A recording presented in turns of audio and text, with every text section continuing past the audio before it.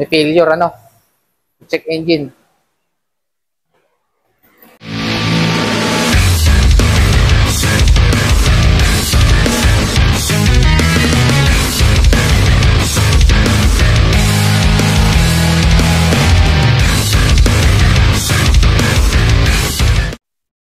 Ayan, magandang araw mga kalipot. So, meron tayo ngayon yung dadiagnose na motor. Ito ay ang Beat FI version 2. So, ang nangyari dito is, nung ginagamit daw ni Sir, bigla na lang doon itong huminto. At nung ini-start niya sa push button, hindi siya nag-start. Ano? Siguro nag-antay siya ng mga 5 minutes para mapa-start ulit yung kanyang motor. So, i-diagnose natin kung anong nangyari dito. So, yan mga kakalikot. I-diagnose muna natin yung unit. Ano? So, itry muna natin tong check using the SCS connector. Ano? Ito. Tingnan natin kung may check engine na nakita natin. Ano? Tusok lang natin.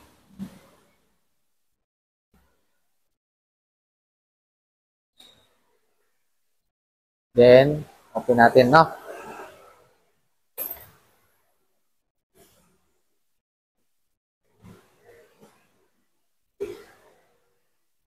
Yan, so merong ano siya.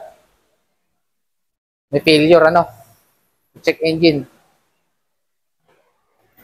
Sa bali, ang naka, ano doon, number 7. So, ang number 7, failure is yung EOT sensor.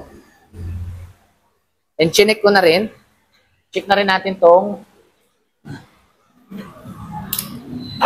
voltage battery. Tingnan natin kung ano ang battery reading niya.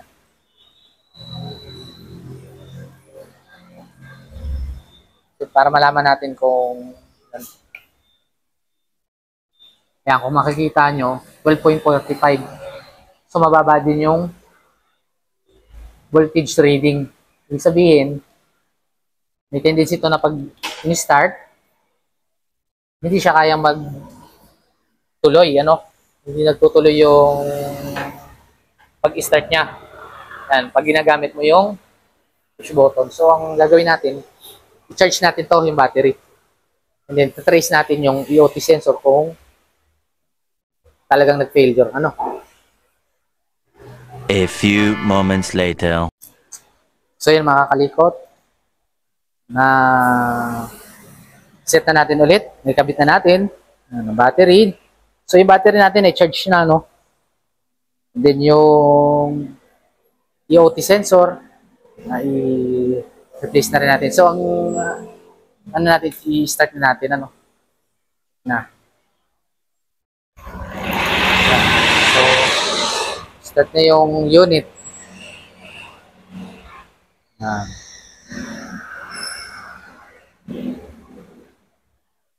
So, yun, hanggang dito lang mga kalikot. Alright.